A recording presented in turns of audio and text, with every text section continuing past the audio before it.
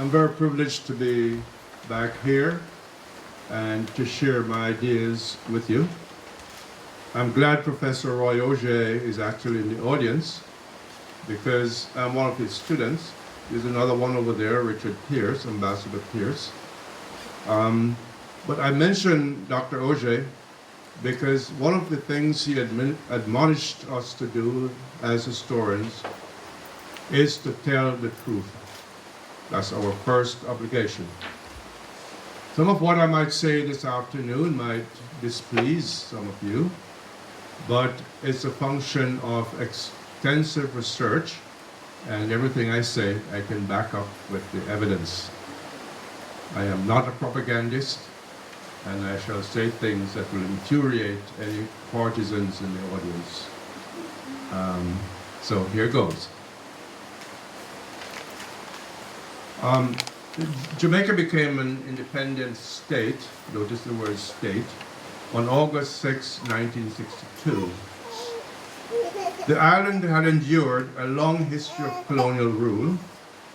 Christopher Columbus declared it a Spanish possession in 1494, and it remained a part of Spain's empire for 161 years. The English seized the island in 1655 and held it until 1962, approximately 307 years. Taken together, Jamaica was a possession of these two European nations for 468 years.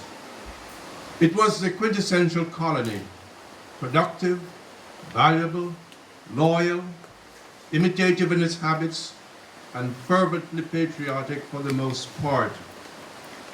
Africans labored in the island for 327 years, from 1511, when slavery was first introduced, and until 1838, when it was finally abolished.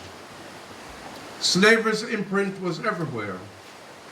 It was reflected in the racial demography of the people, social relations, etiquettes of control and subservience, and a wounded and perverted sense of individual and racial identities. One of the most important dates in Jamaica's history is September 19, 1961. On that day, Jamaicans went to the polls to resolve the island's political future. It was the island's first referendum and remains the only one in its history. The electorate had to answer a simple question, but one that had the potential to alter fundamentally the political trajectory of their homeland. Should Jamaica remain in the Federation? The question asked. The campaign was long, hard-fought, and even violent. Norman Manley led the pro-Federation forces, and Alexander Bustamante was the principal voice of the secessionists. The West Indies Federation had come into being in January 1958, and its brief history had been a source of much disharmony in the island. When Bustamante and the party he led declined to contest a by-election to fill a vacant seat in the federal parliament in mid-1960, Premier Manley decided to call a referendum on the issue. When the votes were counted, the majority of the people decided to leave the Union. The first call for self-government for Jamaica originated not here, but in New York. It came from the Jamaica Progressive League. Founded in 1936 by the distinguished journalist W.A. Domingo, the Unitarian minister Etheldred Brown, the writer and historian W. Adolph Roberts, the League was committed to the acquisition of self-government and dominion status for the island. The Jamaican branch of the League was founded in 1937, a year preceding the formation of the People's National Party. The PNP defined itself as a nationalist party, although it did not, and I stress not, it did not embrace self-government or dominion status as an immediate goal. Manley initially believed that Jamaicans were not ready for self-government. As he said in a letter that I discovered, he said, "I'm not an imperialist. I have never disguised my views on that. At the same time, I am not a believer in independence for Jamaica. It is utterly and childishly impracticable." By late 1940, however, he had changed his position. And here I'm going to quote, "The great and overwhelming reason why self-government is imperative for people," Manley told a huge audience at the Ward Theatre in 1941, "is that without it, it is impossible for the people of the country to grow into manhood." The audience applauded when Manley said, "The only fitness of a people for self-government is their own demand for it, their own willingness to accept the responsibilities of it." Manley played a fundamental role in the struggle to obtain a new constitution. Members of the Legislative Council were not yet ready to support the call for self-government, but they were receptive to the acquisition of more power in the island's political system. Issued in 1943, the new constitution granted universal adult suffrage to the people, but failed to introduce self-government. It promised, however, to review the document in 5 years. Undaunted, Manley reaffirmed his commitment to self-government for the island, asserting that, quote, "This thing to me is a religion." Alexander Bustamante, the newly minted labor leader, did not play an active role in the early struggle for self-government. Bustamante was on the platform when the PNP was founded in September 1938. He did not become a member of the party until the following year, 1939, at which time he urged his followers, as he put the masses of this island, he said, to follow his example and join the PNP. It was a short-lived political marriage. Bustamante disliked the PNP's embrace of socialism, conflating socialism with communism. Writing a letter in the Daily Gleaner in March 1939, Bustamante linked Manley to communism. "It is unfortunate," he wrote, "that the present founder of the People's National Party has allowed himself to be hoodwinked and surrounded with so much of the philosophy of communism, which has destroyed and distorted governments of a greater magnitude than that of Jamaica, leaving them in a pitiful and sorrowful condition." Governor Arthur Richards overreacted to Bustamante's appeal to the workers, fearing that he would eventually become Manley's ally in the cause of self-government. Using very questionable evidence against him, Richards had Bustamante interned from September 1941 to February 1943. To obtain his release from the internment camp, Bustamante volunteered to sever his ties with the PNP, a decision that the governor welcomed. To assure the colonial authorities that he was a loyal colonial, Bustamante wrote a lengthy letter to the colonial secretary in which he declared that he was, quote, "not mad for self-government," and that if he had wanted to, quote, "unite myself with a tiny negative minority which call themselves self-government seekers, I would have launched out for self-government. For I have the people behind me, the middle, the low, and some of the high.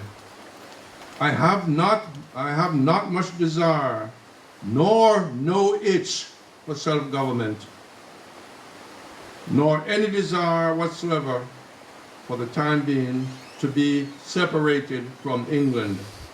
I have never in my life advocated immediate self-government, neither in secret nor in public. He said that he was, quote, the most consistent and determined opponent of self-government now. Bustamante said he was founding a political party in which self-government was not included. Bustamante, as you know, kept his word, and when he founded the Jamaica Labour Party in 1943, its brief platform was silent on the question of self-government for Jamaica. Thus, as Jamaica held its first general election under the aegis of universal adult suffrage in 1944, Manley and Bustamante, and I stress this, held dramatically opposite positions on Jamaica's political future. Manley and the PNP had taken policy positions advancing the cause of self-government. Bustamante, as the leader of the JLP, seemed not to be able to imagine such a future for the island. The JLP never took a position on the question. It was not a party that was run on democratic principles, and Bustamante's position on a particular issue became the party's position. That said, while Manley was consistent in his embrace of self-government, Bustamante was consistently inconsistent. On June 20th, 1945, he explained to the House of Representatives why he opposed immediate self-government for the island. And here I'm quoting from Hansard. Mr. Bustamante, this is what he said: I oppose immediate self-government, and I oppose more so those who are clamoring for self-government now. Why? The reply is this: most are atheists who do not believe in God. Mr. Glasspool, rubbish. Mr. Bustamante, most are persons who believe or try to lead the people to believe that if they get self-government, they will be able to go to the man who had property with 10 cows and say, now I will divide your 10 cows, giving 5 to the self-governing sea cow, who is lazy, who is a lazy man and won't work. Mr. Glasspool, rank stupidity. Bustamante was alluding to the existing propaganda that the PNP was a socialist party, that the PNP as a socialist party would seize the property of ordinary Jamaicans if it assumed power. Addressing a group of his supporters in Port Maria in July 1946, Bustamante affirmed his vision for Jamaica's political future. This is an excerpt from his speech. As loyal British subjects, he said to the audience, let us pray together that this British Empire will live and live until there is no more life in the world, which is timeless. But Bustamante was unpredictable, a man full of surprises.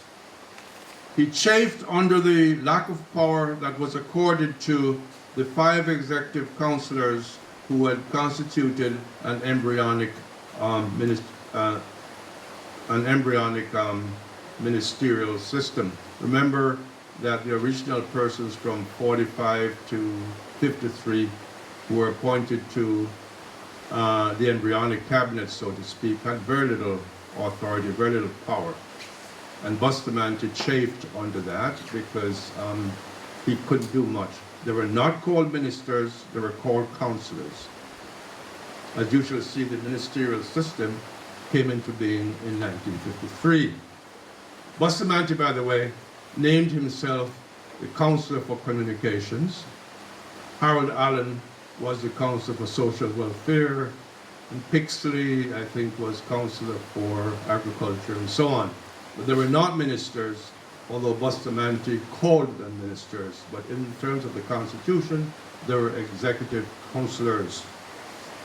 But having said that, Bustamante did try to suggest that the councillors should have more power than they actually had.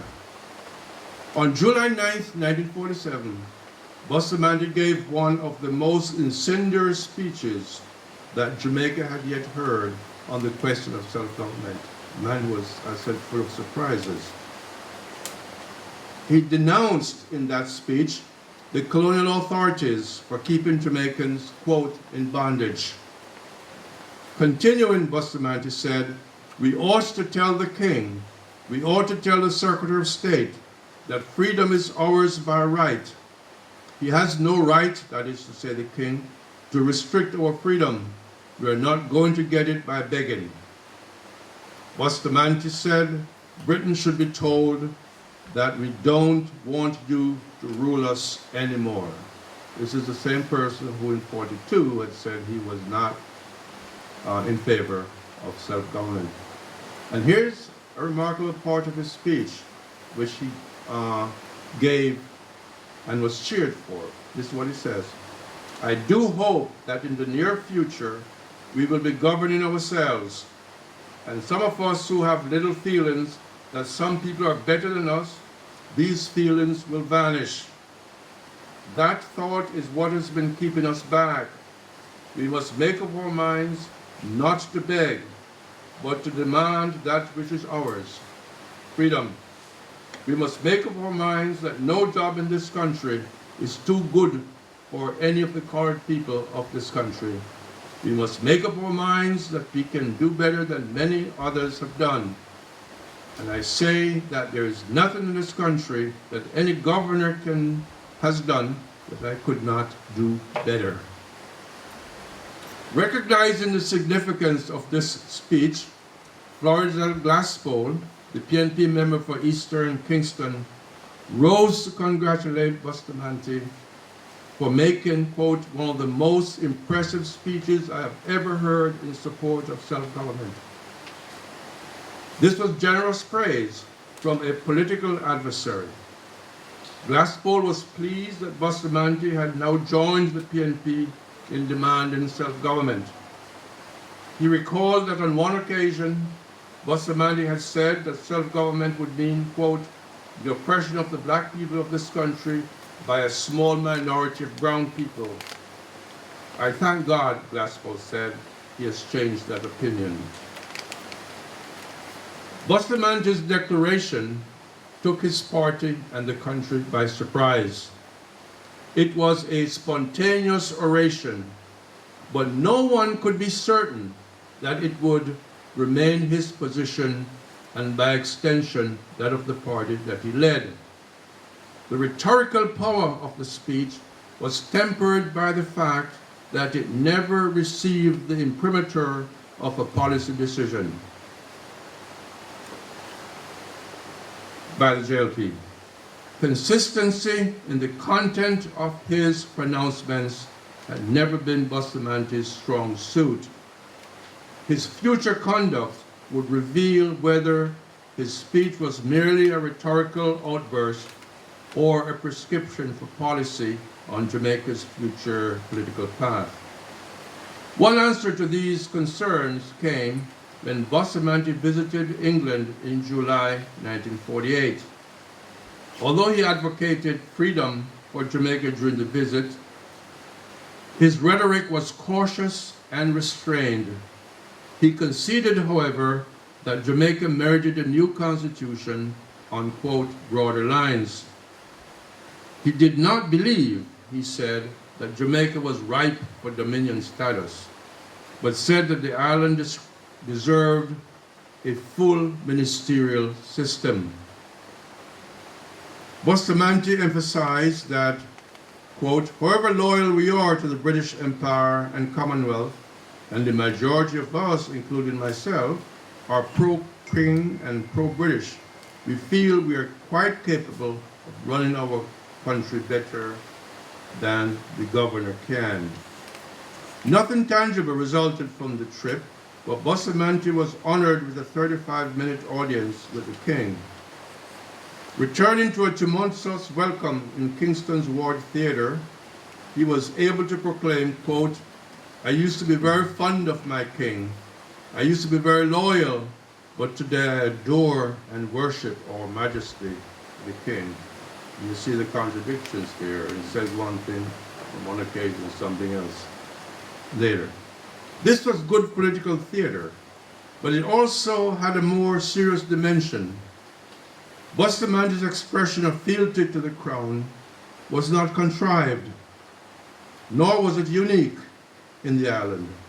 Jamaicans had been socialized into being British subjects for 300 years, and the passionate embrace of a competing Jamaican identity would be slow, difficult, and contradictory. Bustamante's ambivalence on selfhood for the country was not an aberration either. In fact, few Jamaicans in the 1940s were given much thought to the island's political future.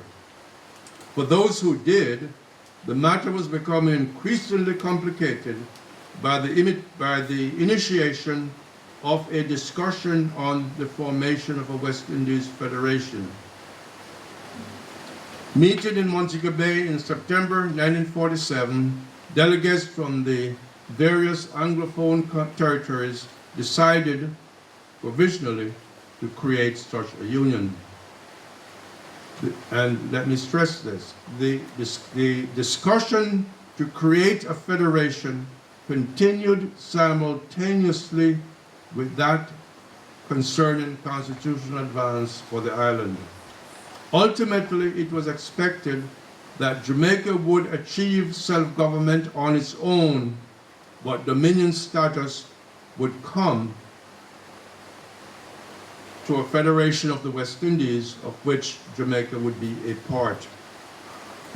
The island's political leaders then faced the challenge of nurturing a Jamaican nationalism on the one hand and a larger West Indian nationalism on the other. Bustamante, it must be emphasized, never held a debate on the question of Jamaica's self-government during the first term that he was in office, that is to say from 1945 to 1949. The JLP, let me stress, at the time had no official policy on self-government, and none of its members dared to raise the issue given the leader's dictatorial command or control of the party and his intolerance of dissent or independent action by its members. Remember that in 1947 there was an enormous split in the ranks of the JLP because some members sought to take positions independent of that of the leader. Although Bustamante was consistently inconsistent, as I said, on the question of self-government for the island, it may be doubted that he really believed that Jamaicans were ill-equipped to govern themselves. His oft-repeated complaints that the executive councillors lacked the requisite power to initiate and implement policies suggested that at times he knew that Jamaicans could administer their own affairs if given the opportunity to do so. Bustamante, however, was not anxious to acquire the political power that he was sometimes demanding in public. With increased power came increased responsibility, and Bustamante preferred a status quo where the Crown's officials could be blamed for the island's problems. Constitutional advance would be sacrificed on the altar of domestic political imperatives. In 1951, for example, discussions on constitutional advance were stymied because of Bustamante's intransigence. He wanted Manley, as leader of the opposition, to sign a document stating that the two parties would not accept any constitutional advance that required a new election. Bustamante feared that the decline in popularity of the JLP at the time might ensure its defeat. Such an attitude, I would maintain, represented the triumph of narrow partisan interests over the good of the common weal. Jamaica's lethargy on the question of constitutional advance allowed some other colonies to pass her. They included Barbados, Nigeria, and the Gold Coast. Manley was frustrated by Jamaica's lack of progress and condemned the Bustamante administration for its myopia and inertia. He lectured his colleagues, he had a habit of doing that, in the House, on the responsibilities of leadership and challenged them to harness the people's spirit to create a nation. He noted that, and I'm quoting, whereas you cannot feed the people on constitutions, nor can you bring happiness by changing forms of government, you cannot create a spirit that can build a country and remain a subject people. You cannot weld together the will for service, sacrifice, and endeavor for people unless you link it to the passionate faith and belief in the people and its own destiny.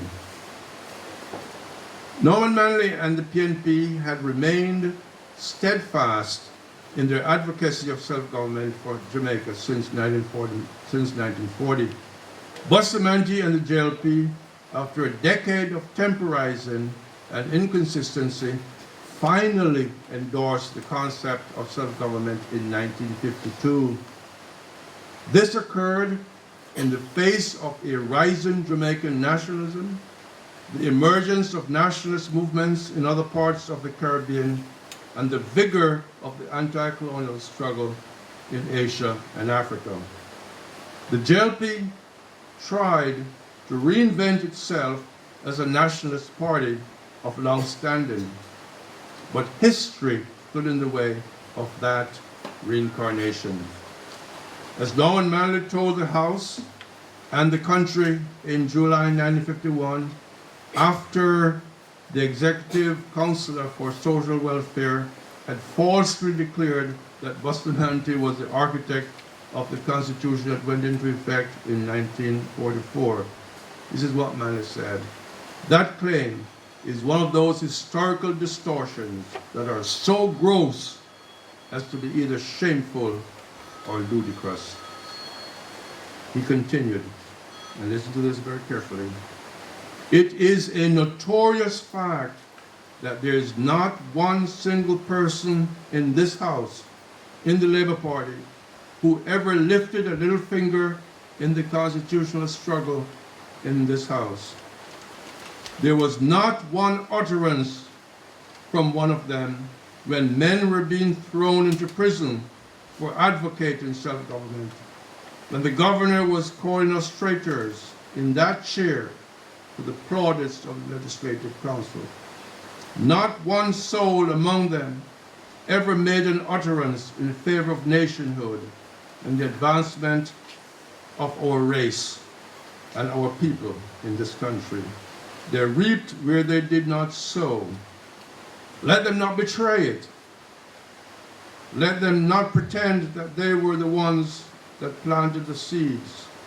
For I have not forgotten that from one end of the island in 1944 to the other end, the people were told by them that self-government meant slavery by the party that advocated self-government.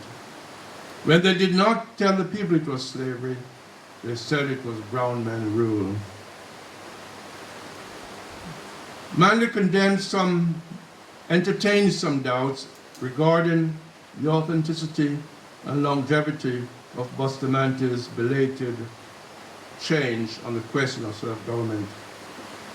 As the leader of the majority party in the House, Bustamante had brought little energy to the issue, arousing Manley's fears about the strength of his commitment to the self-government mission.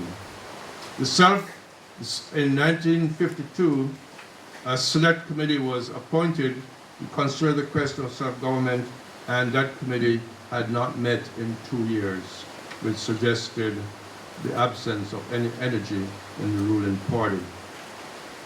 In fact, after 53, the initiative for constitutional advance for the island came not from the Jamaican legislature, but from the governor and the colonial office.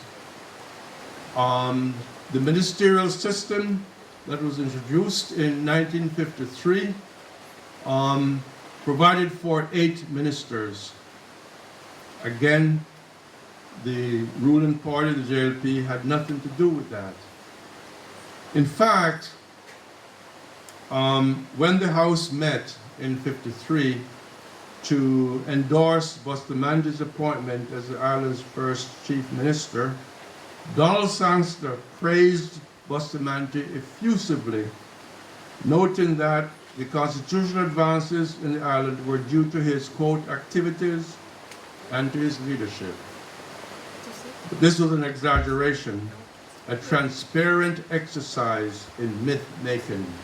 History is an interesting thing, you know. The record is there. Norman Manley listened in silence as Sangster erased the more substantial contributions that many other people had made to the question of constitutional advance in the island. J.G. Smith, for example, Jack Smith.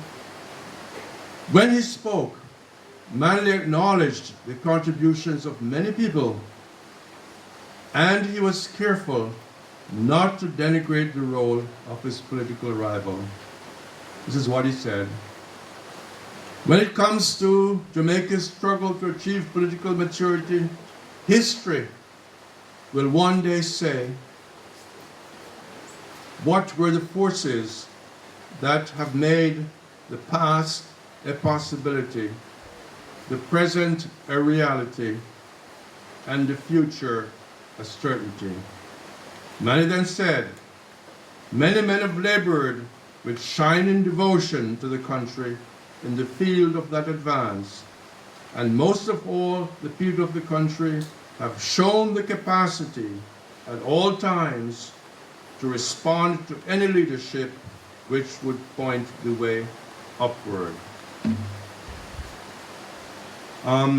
Bustamante, incidentally, as the new chief minister, became more rhetorically strident and consistent in his support for self-government. His attendance at Queen Elizabeth's coronation ceremony in 1953 sort of pushed him in the direction of self-government, because he chafed again under the fact that colonial leaders were not given any kind of precedence in the ceremony in London. This was the leaders of the independent countries were the ones who received better seats and more attention and so on. And he came back to Jamaica livid, really mad that he was, in a sense, denigrated in London. And he kept, and I'm moving on quickly, he kept saying, I see no reason why any Englishman should govern me. And he then went on to predict that I shall be the first Jamaican-born governor. Uncharacteristically for him, Bustamante injected the virus of British racism into the constitutional issue. Why haven't they given us self-government, he said. It's because we're of Negro blood. He belatedly recognized that, but most Jamaicans already knew that race was at the core of Jamaica's history. You can't rewrite that. Slavery was racial slavery, and that continued over time. It is still an important question. Fact, it's of great salience in the Jamaica in which we live today. Much less so than 100 years ago, but human worth has racial implications in this country, as of course it does in many of the societies of this hemisphere, including the one that has been most kind to me. But my voice is never silent on that question wherever I speak. And I'll have something else to say on this towards the end of my speech, and I'm hurrying along. But you know, one of the anachronisms was that in 1955, despite all this movement towards self-government, Jamaica celebrated what? 300 years of connection with the British Empire. It was the only colony that devoted an entire year to venerating and celebrating those ties. It was called Jamaica 300, the Jamaica Tercentenary. And what that showed was that it would be very difficult to remake a people, to have them think in new ways. This whole business today of having a referendum to whether to join the Caribbean Court of Appeals suggests the absence of confidence in our leaders to make rational and informed decisions. Even at a time when the Privy Council says, Lord, spare us from these people, we don't want to consider your cases anymore. But the mentality that drives that is one that you all have got to condemn. As some of us do in the United States, we condemn the existence of certain ways in which prejudice is enshrined in the people's thinking, and where the past is unfortunately a part of the present. But I digress. Bustamante, by the way, when he spoke on the occasion of the tercentenary celebrations, he told the children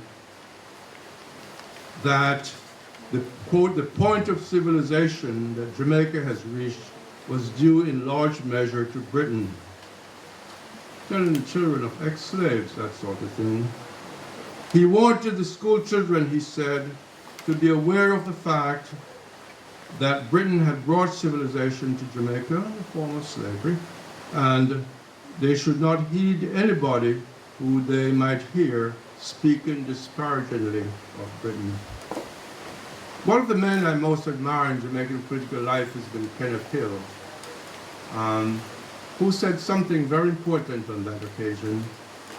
He said, I would like to see the celebrations undertaken with a motive and theme that we have got where we are in spite of Great Britain, in spite of imperialistic rule and colonialism. And it is a function where we are today of our own reserves of strength, manpower, soul, and spirit. That we have struggled as far as we have got, and we are emerging in spite of handicaps with which we have been faced for 300 years.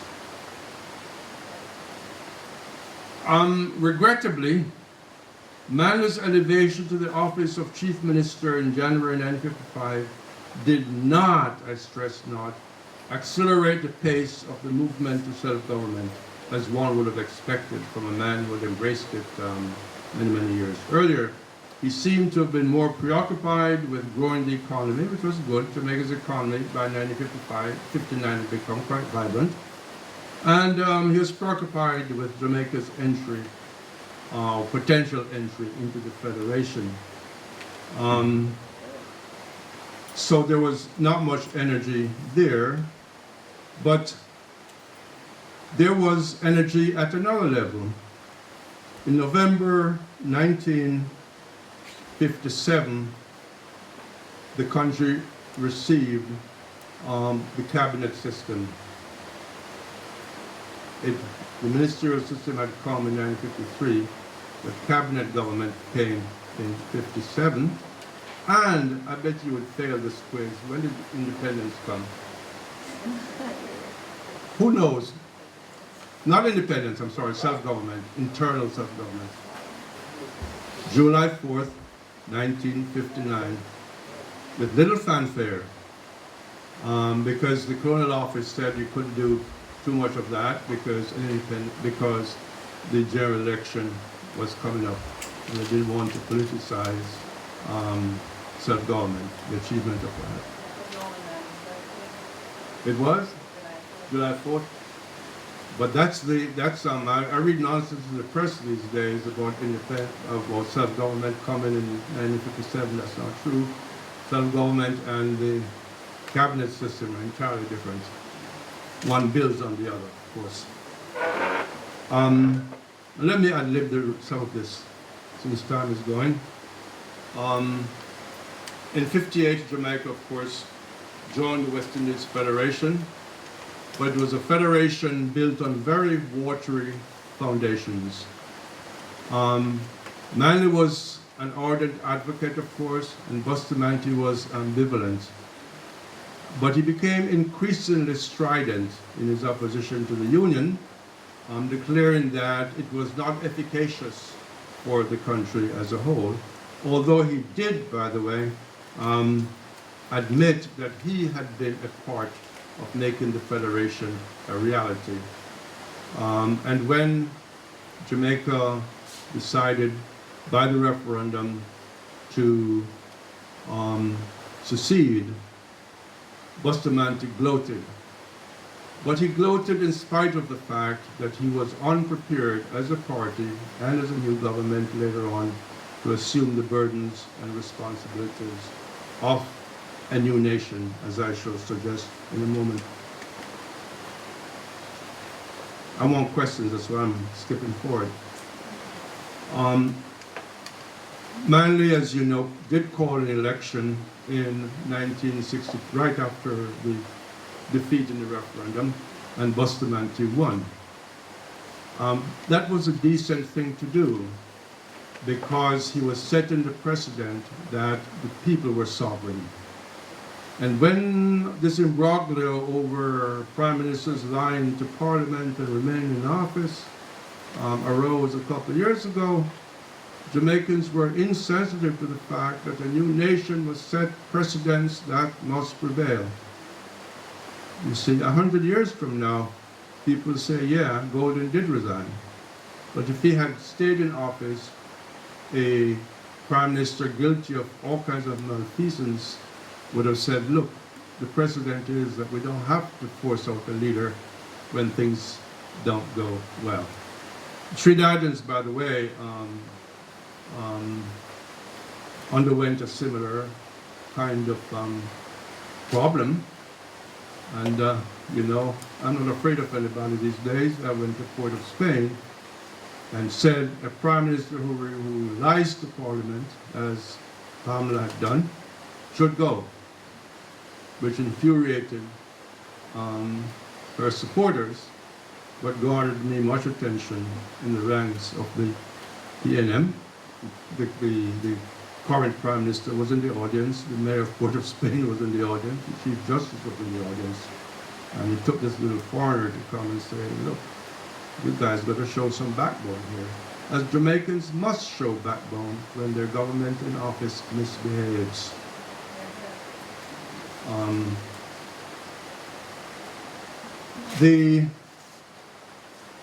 One of the ironies of Bustamante becoming the first prime minister of Jamaica was that the man who had opposed self-government for years earned that honor. But life is like that. And Jamaicans didn't care much because the moment was larger than the man. And we must always remember that. The moment is larger than the person, usually. Norman Manley, bitterly disappointed, played his part well, accepting his disappointment with dignity and uttering, and I have searched everywhere for this, uttering no public statements of pique, complaint, or regret. He was called in the campaign Mr. Referendum, and Mr. Referendum forgot about all of that once the people had voted and assumed the leadership now in the cause of making Jamaica a new nation. And I will end in about 10 minutes. The enthusiasm that greeted independence was not matched by any significant legislative action. The Bustamante government, and by extension I'm criticizing all of us, the Bustamante government did not inaugurate Jamaica's independence with bold, creative, and imaginative policies. In November 1962, a few months after independence was achieved, the British High Commissioner A.F. Manley blamed the septuagenarian Bustamante for the existing political malaise. There is doubt, the High Commissioner wrote, whether he, Bustamante, can impart the necessary drive and energy needed for the government to emerge as an effective supporter of the West and to get the economy moving forward again. He doubted Bustamante's capacity to accomplish this, noting that, quote, he is scarcely capable of discursive thought or even of coherent oratory. Remember, he was going on getting on in age, yeah?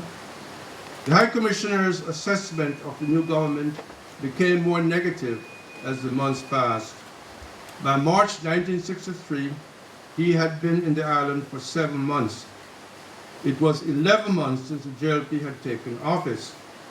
Writing to Duncan Sandys, the Secretary of State for Commonwealth Relations, the High Commissioner said, the dominant impression of Jamaican politics in these 7 months of independence is that nothing ever happens.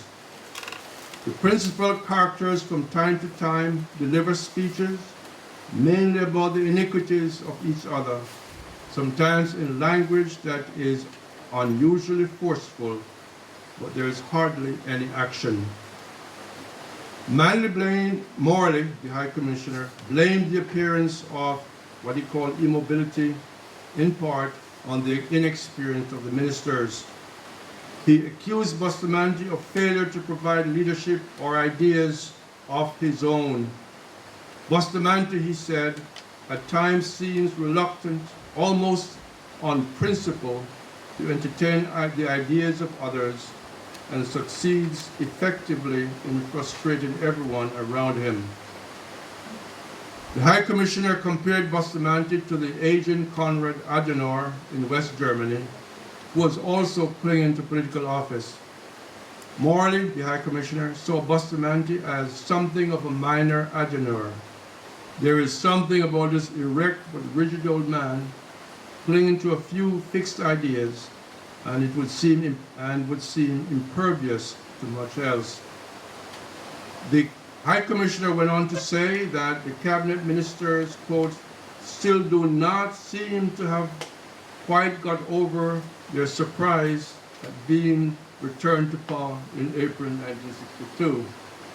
The cabinet as a whole, therefore, he said, elected as they were on the vaguest of promises, gives the impression of having very little clue as to what to do that will not look like they were complementing things started by Manley.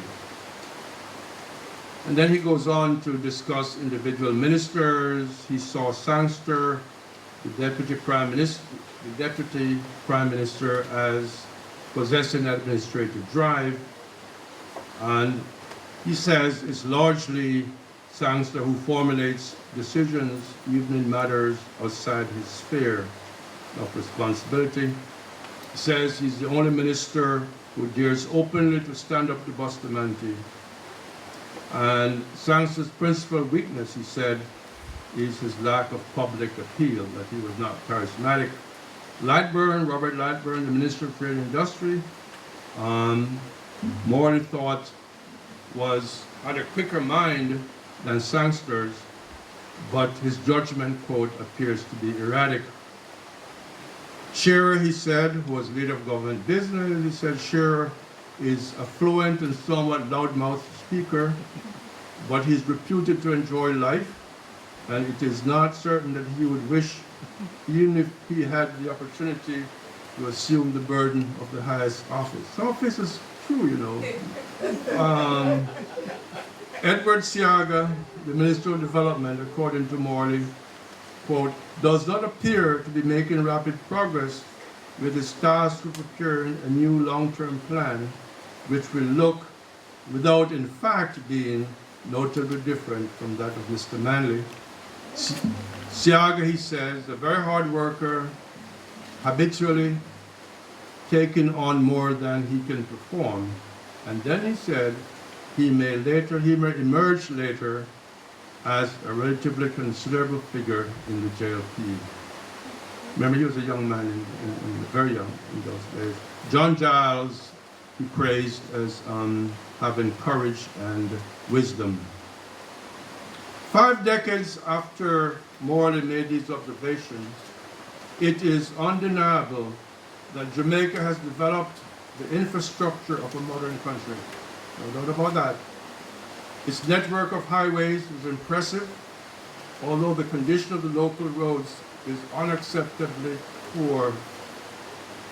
Its 2 international airports rank with the best in other developing countries.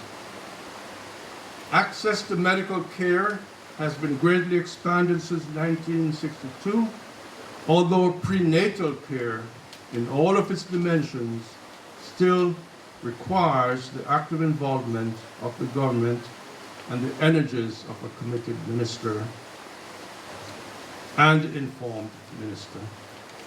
There have been tremendous strides in educational opportunities, but there needs to be a constant review of the curriculum of the schools and the universities, I might add, to command the interest of the students and meet the needs of a changing society.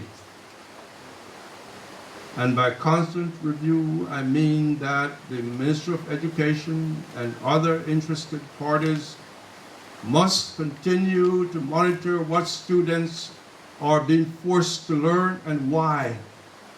The relevance of some of the half-baked nonsense that I see in the curriculum. They need the energy, the foresight, the wisdom, and the courage to rethink, remake, reimagine, and implement. Jamaica is burdened by the crippling poverty of many of its citizens, and for these citizens, hope is a luxury. You just have to go anywhere and you see that, the hopelessness. People can't afford to imagine a better life. Their appalling condition has created for some a crippling despair and receptivity to the illusory promise of drugs and other extra-legal temptations. The violence that bedevils the society is a function of its deeper social ills. The high incidence of homicide both reflects and exacerbates these inner cancers. The unacceptably high killings of citizens by the police, several hundred per year, I don't know if you know these statistics, must be a source of serious concern and action at the highest levels of government. And so, and I stress this, must be the covert, and so must also end the covert official support of uncivil behavior in the so-called garrison constituencies. Year after year, you find people writing about this. But what happens? What's the will? Because you know why? Some of the representatives of these garrison constituencies hold high office in the land. The low level of voter participation in the last 2 general elections is an indication of the people's declining belief in the capacity of the 2 parties to keep faith with the promise of the 1938 rebellion. There is a crippling cynicism about a pervasive corruption in the highest levels of the land. If these suspicions are accurate, and I say if, It is the responsibility of the political parties to cleanse themselves internally. It's the responsibility of the law enforcement authorities to do their job. And the newspapers have the responsibility to uncover existing malfeasance through in-depth investigative reporting.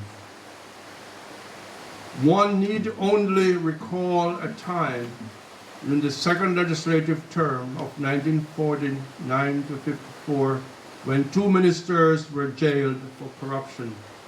Some of us remember that really well. But perhaps the greatest unmet challenge is that of improving the life chances of all the people. There must be a healthy debate not only about the nature of these challenges, but of the kinds of creative strategies that might be pursued to address them. Such discussions must transcend narrow partisan interests, and the learned faculty of the various universities can, there are a couple here I know, can and should play a critical role in leading and shaping those discussions. That's what universities do all over the world, particularly in developing societies. Are our universities doing that here? In fact, there are entirely too many universities in Jamaica that should not be so called. But one has no power over that. But the point I'm making is that the best minds are there, and it is up to them to expand the frontiers of the university, to speak with and to the people. And the political leadership should seek to learn from other societies, I've said this in Trinidad too, how other societies have addressed common problems. And we all can cross-fertilize one another. What can Jamaica, for example, learn from Costa Rica regarding agricultural policy and vice versa? What can Jamaica learn from Singapore and its approach to the development and nurturing of human resources? Or from New Jersey and its innovative public education curriculum, of which I headed a commission, this is self-serving, a commission a few years ago to take a look in New Jersey at how they went about educating their children for a rapidly changing society. Maybe this is being done here, but I'm not familiar with it. In my discussion with many of my fellow Jamaicans over the years, I have found a reluctance to embrace ideas that emanate from other societies. But the world is getting smaller, and there is the recognition that many of our existing problems transcend national boundaries and invite common solutions. As a modernizing society, Jamaica must also be committed to the eradication of bigotry, whether it's driven by the politics of gender, phenotype, or sexual orientation. No one chooses their gender or their sexual orientations, or their race for that matter, and no one should be penalized for being who they are. And our leaders should avoid pandering to the worst prejudices of the moment and avoid taking to the internet to embarrass a people and to embarrass those who courageously assert themselves, no matter what the motivation is. The times require enlightened, courageous, and informed leadership from the politicians, the religious leaders, and all those who shape thinking in the society. Martin Luther King spoke of the creation of a beloved society in the United States. one where decency, tolerance, common understandings, and social justice would prevail.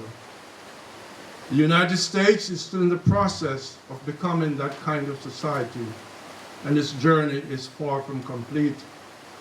But King was also imagining the kind of society that Jamaica can and should become. 54 years is a short time in the trajectory of a nation state, so our assessment of Jamaica's condition must be tempered by that reality. The second half century of the country must continue to build upon its notable achievements, and those who would exercise leadership must think less of personal ambitions and gain, and more of the espousal and adoption of policies that uplift those who have been marginalized and diminished as fellow human beings. They must eschew corrosive political language, and they must eschew the winking at politically inspired threats, violence, and intimidation. There's far too much of that in this beloved land. We need people to inspire us and to speak to our better angels. As one who was present in that arena when Jamaica was officially born as a nation state, I worry that the island has not kept faith with its founding promise. Its greatest asset still remains its people. Their creative energies are still vibrant and are yet to be fully marshaled by leaders in the cause of progressive change, decency, and tolerance. Our leaders must be sensitive to the eventual judgment of history, as I'm trying to do now, to manifest the best in themselves and bring out the best in the people, and to make of Jamaica an example of dynamic and progressive social change, tolerance, political stability, and social justice. When Sir Alexander Bustamante, the first Prime Minister, gave his address in that arena that night when Jamaica became independent, he expressed the hope, and I'm quoting, that Jamaicans will respond to the challenge of this new era in which we now enter, and to the different tasks, and to the difficult tasks and heavy responsibilities ahead of you. That remains our task and our enduring challenge. Thank you very much.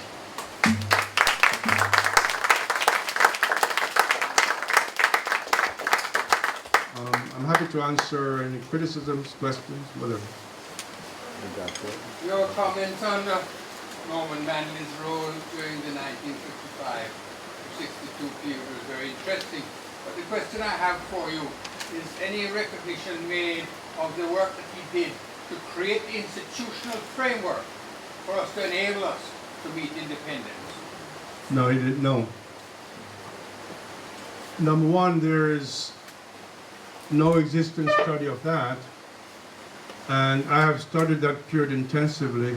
Remember that Norman Manley, in those years, his focus was on creating the institutional structure for the Federation and less about Jamaica.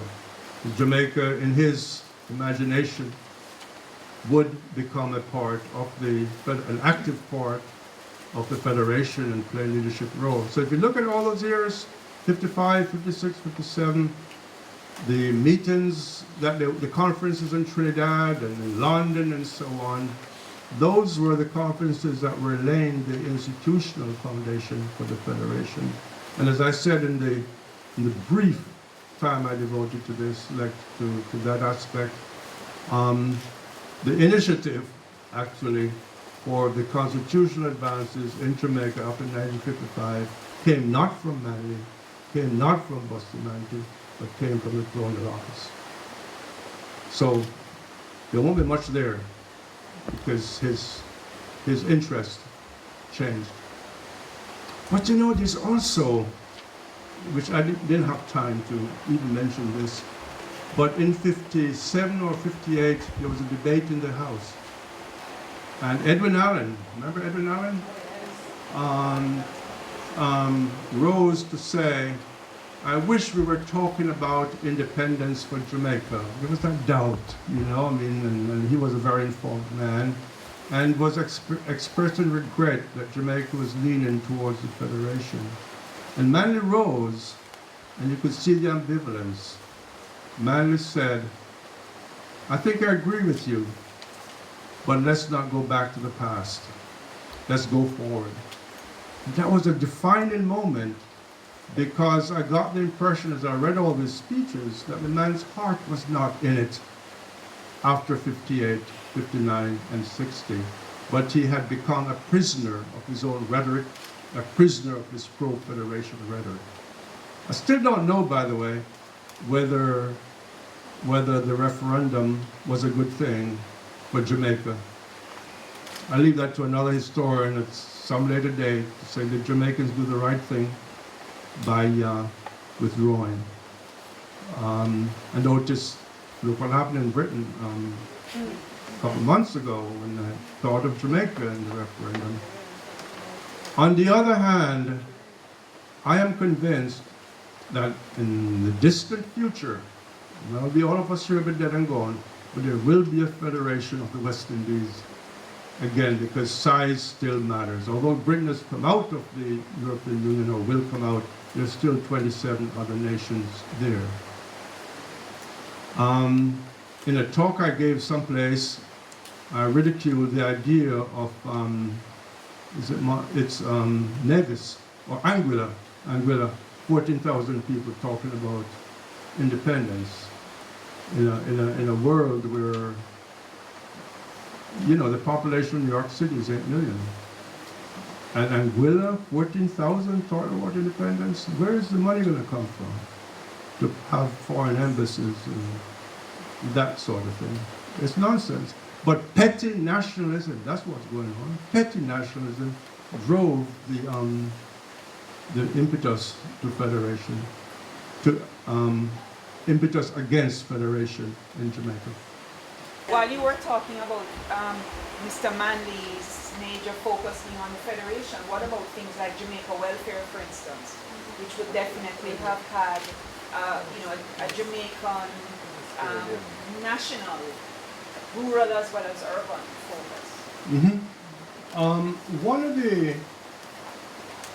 the things that history will, I think, emphasize down the road is that the decision to federate were made by the leaders in the halls of the legislatures, in conferences in London and Port of Spain and so on. In spite of the fact that on the ground, the people were not too enamored of this union and were manifesting a Jamaican nationalism. You see, a belief in their own capacity to govern themselves and to conduct their own affairs. And Bustamante exploited this, or built upon it, whatever word you want to use. Yes, there was some energy, but the energy on the ground was more Jamaican nationalist energy and less of a federal nationalist energy.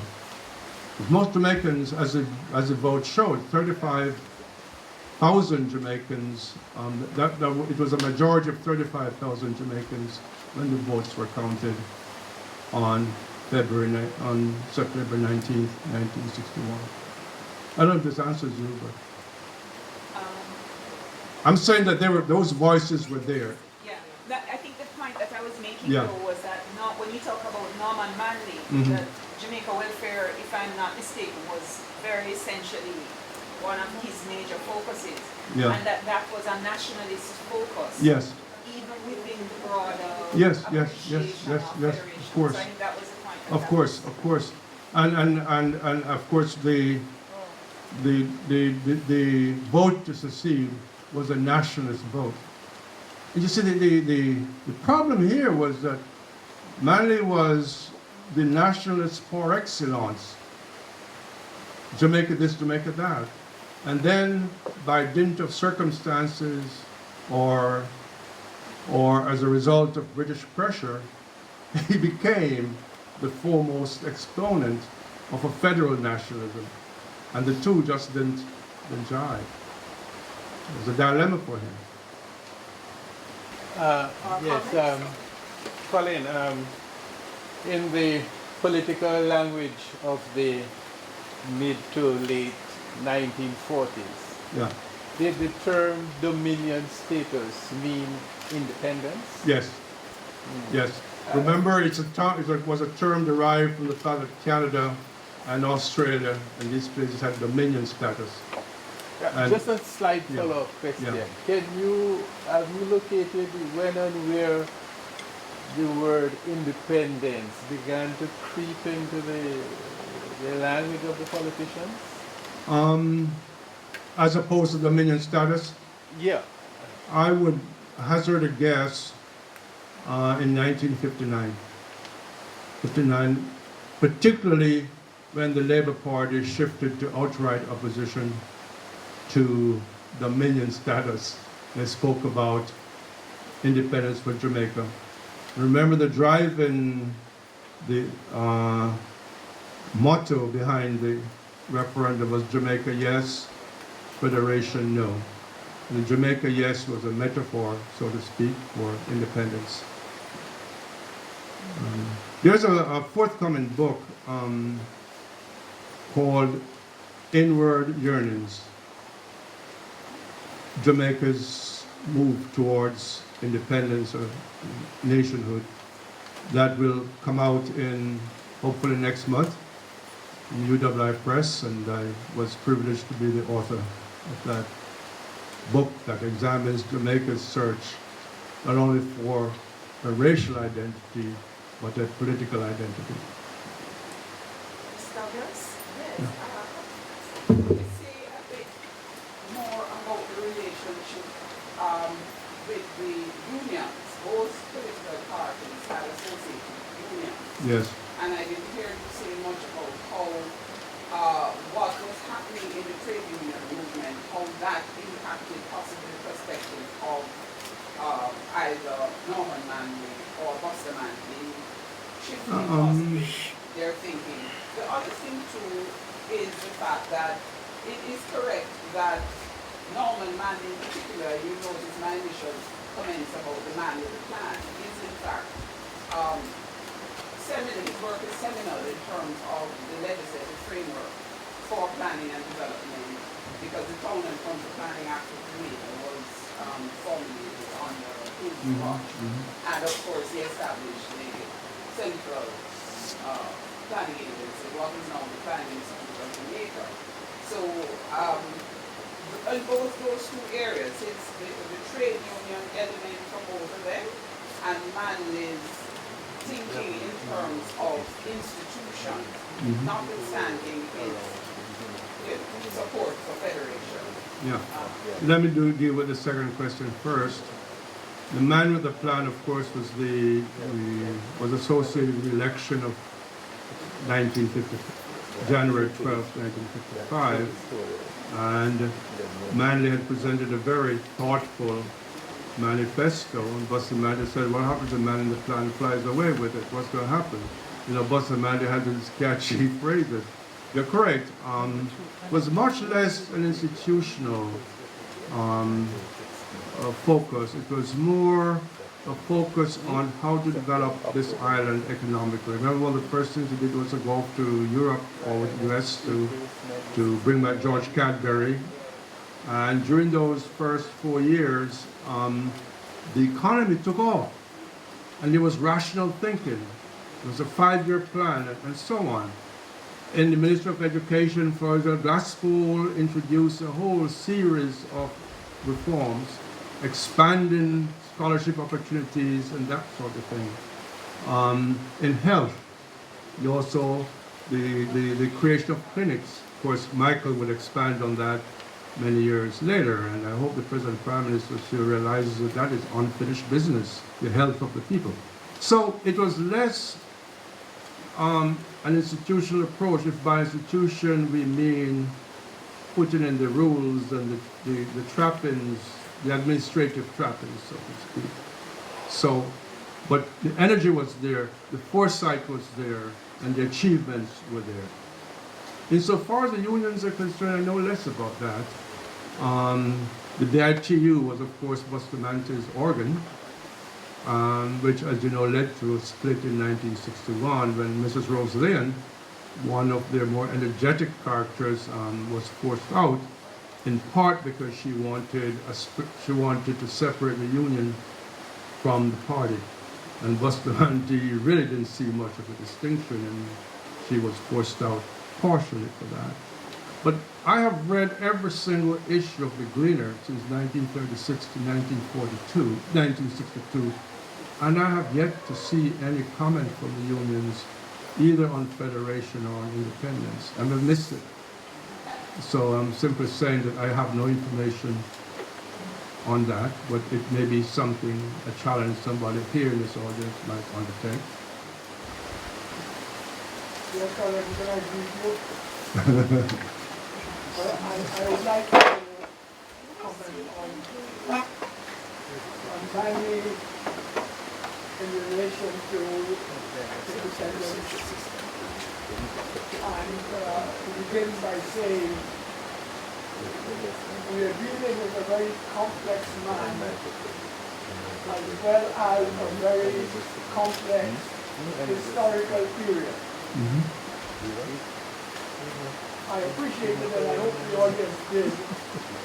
Your distinction of independence, its locality or its location in New York or in America, the notion of self-government, and the notion of dominion status. Let me take the last one first, because I want to place the relationship between Jamaica, and I want to modify the word Jamaica as soon as we have spoken it. Our problem as historians is quite often to identify geography and history in place of name. Of name. Jamaica runs from West East St. Thomas to Montreal Bay. But in between, there are several Jamaicas. Just like in the PNP, Colin, I think you brought it up, but the mark that made me want to speak about it was reference to Edwin Allen. And that's the mark we have been manning in the house. There are several Jamaicans, Jamaicas, and there are several Trinidadians and Guyanas and so on. The earliest of the Dominion has a phrase for independence, not self-government, but independence, really was in the South Carolina. Managed to invade it. And the reason was that they had run into an element in the Caribbean towards the end of the 19th century in which the principal reason for denying this capacity or the experiment in self-government was race. I hope I'm not going to be going too far into details on it, but remember in the middle of that 19th century, Britain was going from free trade, from protection to free trade. With the 1840s immediately in effect after emancipation, the sugar economy in the Caribbean had crashed. By the 1870s, we were broke. I'm identifying myself with the owners of plantations. We were broke. And it was the ground for cultivating crown colony government, the passing away of the concept of self-rule among the whites and the other. One of my colleagues, William Wilmot, has researched and written extensively on colony poverty, the people there, on the way in which the politics of the Caribbean, the English-speaking colonies in the 50s were really grounded in the capacity of the ownership of a large number of the emancipated to own property. They always voting with a property qualification. And these people were not white. And the vested politics, together with the Jewish commercial class, were really quite varied, and the capacity for self-government to the vestries in Jamaica manifested itself. And in the Eastern Caribbean, in Jamaica in particular, among the Eastern Caribbean and Barbados, Trinidad, not yet, this element of the tradition of self-government in the manner in which the American colonies been self-governing. This element persisted, and it was the residuary sugar plantation management and the ownership of property in England by white people really that influenced the colonial office resistance to the passing of power to the local population. And Mary Shaw, recognizing the resistance, did not use the word, abandon using the word, because at first he spoke of independence, but he abandoned using the word independence for dominion status, as you correctly said, on the model of Canada. Because Australia. No, I was just going to say that we want to thank you for your input, Prof, and to ask. Yes, and just ask you to wrap up so that Professor Tam can respond. Let me regroup it to Manley. But I want to suggest that unless we think of Manley in the time or the context of 45 Act, and the context is that the federal issue came out of the Manley Court. And the role of the British government towards self-government, not yet independence, but self-government, and then independence, is characteristic of what they were doing in implementing the parts of the Wine Commission that they thought would work. So here is Manley maneuvering, as you were saying, between the business of going to the colonial office, because the evidence in the colonial office was on the one hand willing to lose, but on the other hand it got indicated on the grounds that the white influence in the Caribbean and in England kept holding back the colonial office from going the way they wanted, which is really taking drop, we can't care what you're doing there. And in that source, Manley, I think, was effective. And also, one thing to establish, and this is common, and I want to stress it, these men were really foxed by the desire to go to govern themselves or to administer themselves, and the business of establishing the federal government.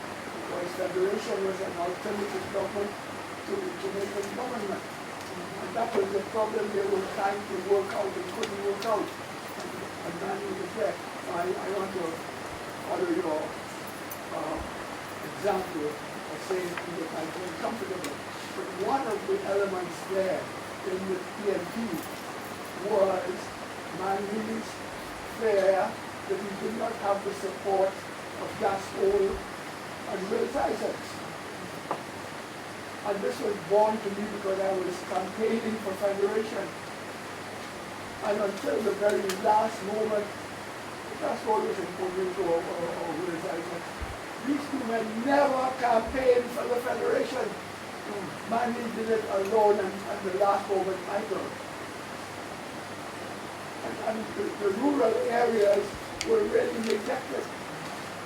I was in the PTA Patterson in Montego Bay on the Saturday before the vote. And we were coming down the island from Montego Bay to the south. And when Michael was going north past us, my heart leapt. And I thought, oh God, it's a chance that we can save it. So we have to take into account one reason that might have affected Manley was the fear that if he went federal,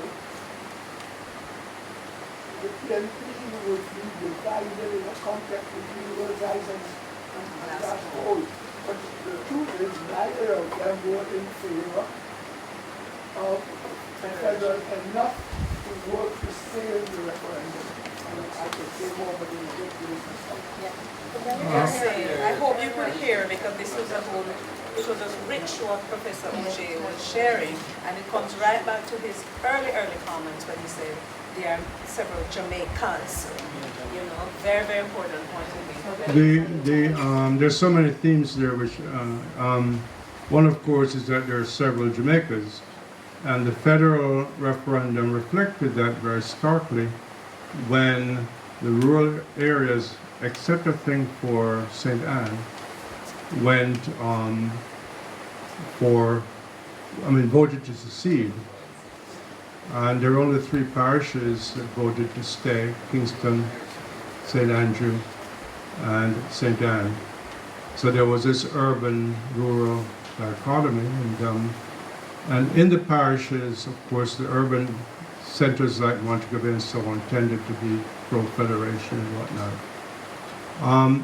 In the internal wrangling in the PNP, I think you need to add Vernon Arnett. It's not known that Arnett came out in a lengthy letter to Manley. He says, "I'm sorry, I can't support this." And I think Manley must have asked him to cool it, to not make any public pronouncements, because that would have hurt the cause of the pro-federation forces. In the JLP, there were, of course, pro-federation people, including Edwin Allen, but who, and Don Sarsa, both were very supine people, very, Bustamante said jump, and they would ask how high. Sangster in particular was a committed federationist and went with the wind. So both parties had this kind of internal division. The country was certainly divided along class lines and location and so on. As far as the larger Caribbean is concerned and all these political forces, those rebellions of the 1930s were important in stimulating not only local reaction, but reaction with colonial office. And the desire to give, or the decision to give Jamaica universal adult suffrage, and so on. These were designed to prepare these little islands for self-government, but at the same time to prepare them to think in terms of a federation which would become independent. Britain, as you know, had reached a point where these islands had become a drain on their coffers and wanted to get rid of them. And that was always Bustamante's point, by the way, that if you're going to get rid of us, give us the money. And he was opposed to a federation of paupers. But you see, things across the world were changing. You had Ghana, Nigeria, you had the Mamas in Kenya, you had the Indians who had been fighting for many, many years, Malaysians and so on. So this desire to get rid of the West Indians was a part of the larger decolonization mission that Britain had begun to embrace. Of course, there were those who thought that this was the end of law and order and a diminution in white power. And in fact, in 1944 in Jamaica, the white bastions of wealth decided to support the least qualified politicians, hoping that nigger government, as they put it, would fail, and this would mean an abrogation of the Constitution. It didn't happen. Nigger government didn't fail. Bustamante was not a particularly successful leader, but the country grew. Some very distinguished men and women came to the forefront over time. The civil service here was wonderful. Those people had no precedence, but there's some very distinguished civil servants who need a book on them because they created something out of nothing. And they were the people who really held the society together when it was being buffeted by all kinds of forces and also suffering from the whims of the elected leaders. Professor, I think there's a young man here who wants to either make a comment or ask a question. Yes, Are sir. there any others? Okay, so this will be our last. I hope it's critical. Greetings, sir. When one uses history as a tool, it makes it powerful. And I want to ask you this question. Having researched both the Federation and the independence two concepts, you're powerful enough, I think, to tell me what would be the difference if we had a federal government now, as opposed to independence. I think you're that powerful to make that. Remember, I, maybe in a moment of caution, 20 minutes ago, I said the verdict is, but if you really want to push me, oh, but before I get to the pushing part, remember I also said that there is going to be a movement to federation, not in our lifetime perhaps, but down the road. And so to that extent, don't throw any stones at me now. I think that vote was a mistake. Or I could argue that the federation was premature. The groundwork hadn't been done to make people begin to think of themselves primarily not as Trinidadians and Jamaicans but as West Indians. They become West Indians in New York. You see. But we were armored, I lived through all that. In fact, I gave my first political speech as a young teenager in St. James during the federal campaign on a platform organized by Dr. C.A. Morgan, you remember, from Malden Baptist Church. He was the MP for Southeastern St. James. And I spoke, maybe foolishly, in favor of federation. I didn't know that. I just had a big mouth. And was then teaching at Branch, Texas College, just out of Clarendon College. But anyway, I am disappointed in what Jamaica has accomplished in the last 50 years. I've seen lost promises. I've seen an absence of vision. I've seen the corruption of the body politic. I have seen a corrosive debate that diminishes people. I have seen the will to economic power individually. I smell the corruption that cancerously destroys a people. I've seen Jamaicans turn inward. The Americans are not doing that, by the way, with what's going on. It's terrible, and so on. But the leadership, you see, one of our finest leaders, although he ended up dividing the country, was Michael Manley in terms of his vision. His father, of course, is in a different category, and I've written 3 books on leadership in the Caribbean, you know, Trinidad and Guyana and Jamaica. And Manley stands head and shoulders above Eric Williams and Chetty Jagan, and of course, who's the other guy in Guyana? Vernon. You see, the decency that Manley manifested, even in moments of deep despair, has not yet been approximated here. In other words, the leaders who have come since then have not manifested that kind of high-mindedness, that kind of devotion to the public. Well, he made mistakes too. He wasn't a saint. I mean, he was infected by a kind of class consciousness that distanced him from the people he served. My new book shows his attitude towards A.G.S. Coombs and F.L.B. Evans, and his tendency to refer to people as ignoramuses and so on. And it had very few friends, among the people in whose name he spoke. Lots of negative stuff.